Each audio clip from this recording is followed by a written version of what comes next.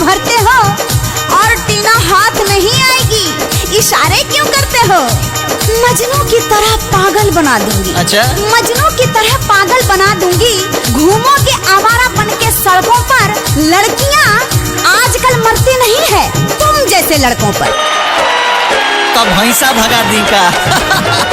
कली खिली है ताजा ताजा बैठना बन के मारे, गोरे गोरे हुस्न पे मेरे डालना ऐसे डोरे।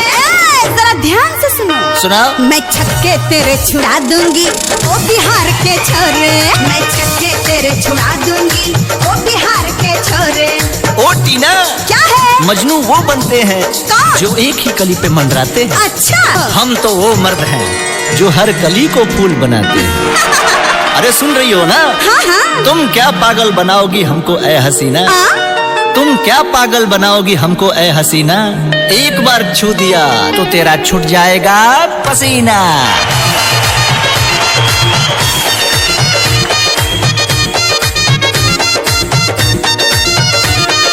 दहिया बागोराइल तोर जैसे चीनी के बोरी, गलिया गम के ऐसे जैसे दही के कटोरी। हम चटनी बना के चाट ले हपे बम्बैया छोरी। हम चटनी बना के चाट ले हपे बम्बैया छोरी।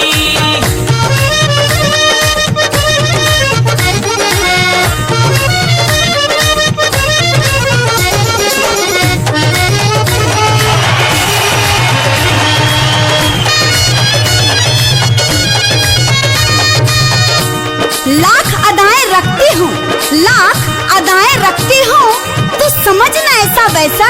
अरे समझना ऐसा वैसा। अरे टीना, हाँ हाँ सुन, सुनाओ। तू ऐसा काम कर क्या? कि दुनिया में नाम हो जाओ। अच्छा, थोड़ा तू सरका, हाँ, थोड़ा हम सरका, ओहो, आ दोनों जाने के काम हो जाओ। सबर से काम लो तो शायद करार आ जाए। ओहो, सबर से काम लो हाँ। तो शायद करार आ जाए। और इतना भी मत खाओ कि खट्टी डकार आ जाए। मैं कहती हूँ अच्छा? मेरे चक्कर में मत पड़ना, क्योंकि मैं जिसे सूंघ लूं हाँ हाँ, उसे बुखार आ जाए। अच्छा। तो क्या? अगर जिद पे आ जाई कौनो मन चला तब तो हर सारा घमंड तोड़ दी। आ दिवाली में घर से बाहर मत निकली हो, न तो कौनो पटाखा समझ के फोड़ दी। इतना आसान नहीं, ऐसी वैसी नहीं रे छोरे, मैं तो आइटम बम हूँ। पिछड़े तेरे उड़ जाएंगे, नहीं किसी से कम हूँ। जरा संभल के ध्यान रखना, दौड़ा दूंगी तेरे पीछे हुस्न के लाखों घोड़े। दौड़ा दूंगी तेरे पीछे हुस्न के लाखों घोड़े। मैं छक्के तेरे छुड़ा दूंगी ओ बिहार के छोरे। मैं छक्के तेरे छुड़ा दूंगी ओ बिहार के छोरे। अरे तो देरी किस बात की है, आइए।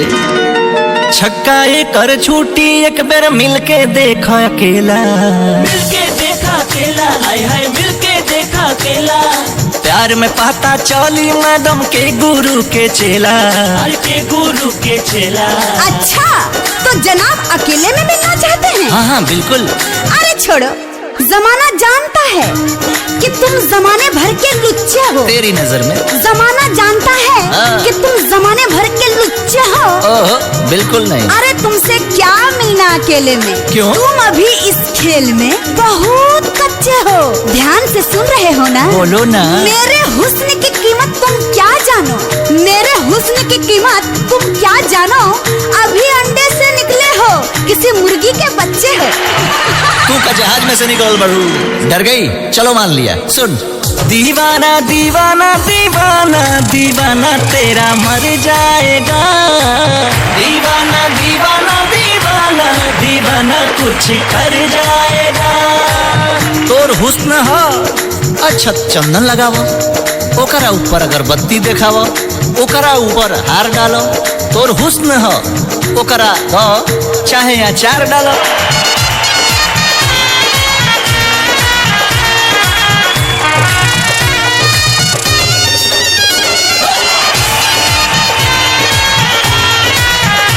समझ समझ गया। अरे ओ टीना, छूट रहा है तुम्हारा पसीना, पता चल गया तुमको मैं हूँ कितना कमीना। वो तो है। ए टीना, मुश्किल कर दूंगा अब तो तेरा जीना, बड़ा बन रही थी तुम हसीना।